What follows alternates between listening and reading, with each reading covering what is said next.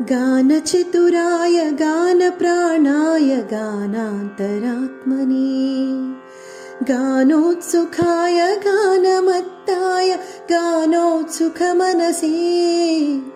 गुरुपूजिताय गुरुदैवताय गुरुकुलस्थायिने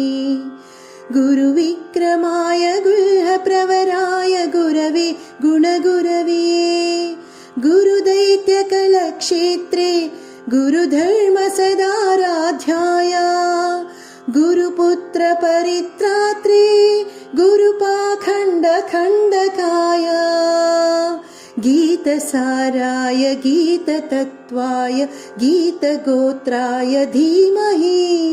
गूढगुल्फाय गन्धमत्ताय गोजयप्रदाय धीमहि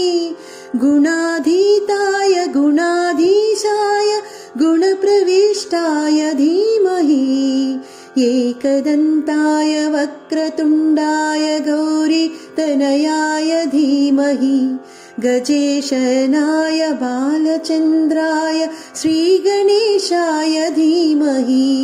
एकदन्ताय वक्रतुण्डाय गौरीतनयाय धीमहि